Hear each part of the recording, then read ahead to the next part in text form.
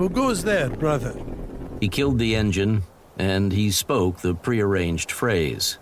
A friend. The general is waiting for you, inside. Thank you, brother. I need to search you. Do what you must. I have a pistol in my jacket, right-hand side, and a knife above my left boot. The young officer gently patted him down, removing both the knife and the pistol and handing them away.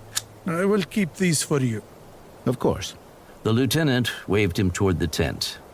Please, enter. The operative nodded curtly, smoothed down his jacket, and stepped inside, closing the flap behind him. As his pupils narrowed, bringing the small space into focus, he saw his patron sitting on a folding chair in front of the small trestle table, cradling a cup of steaming liquid. General, thank you for coming. General Soleimani did not immediately respond, and the operative reflected that he was playing a dangerous game by suggesting that his superior had come to him rather than the other way around. It is nothing, my son. Come, Hassan. We have important matters to discuss. Hassan took his place in front of the general, only removing his balaclava when he was certain they were alone. His identity was a closely guarded secret. Even so, it was good of you to meet me here. This country is not as refined a place as we are accustomed to, but it serves a purpose.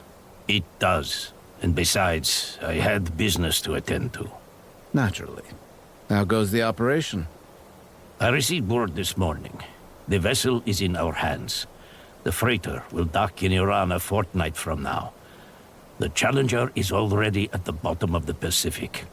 The two men glanced up as a man stepped in, his head buried in a sheaf of papers. General, is there... Oh! The intruding officer looked up, and an expression of pure horror froze on his face as he saw Hassan's uncovered face. General, my deepest apologies. I was not informed that your guest had arrived. You fool! You were instructed that I was not to be disturbed. Failure was not tolerated in the Revolutionary Guard, and even less so was disobedience. But worst of all sins was idiocy, at least in the general's eyes. Hassan stood and smiled with compassion. Come here, my friend. Tell me your name. My apologies, sir. I only wanted to know whether the general needed anything. I didn't realize... What do they call you? Hassan stepped forward and placed his arms on the officer's shoulders. Mahmoud, sir. Captain Mahmoud Kamran, 1st Company... You understand, Mahmoud, that you were not supposed to see my face. Yes, sir. Do you recognize me, my friend? No, sir. I've never seen you before in my life. Could you describe me if someone asked you to? No, sir. I promise. It's dark in here. I can barely see your face. Hassan dropped his hands to his side, apparently satisfied by the man's response. See? Doesn't that feel better? He struck faster than an untrained eye could follow, lifting the combat knife from the sheath attached to the officer's belt, driving it up through the soft palate of the mouth until it severed his brainstem. Captain Mahmoud Kamran was dead the moment the steel entered his brain.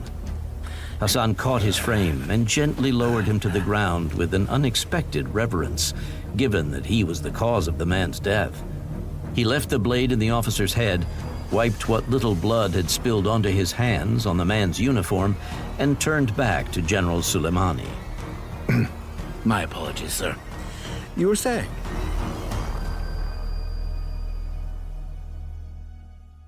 To keep listening to this audiobook for free, click the link in the description. It will take you to a free Audible trial where you can listen to this and many other books for free for 30 days.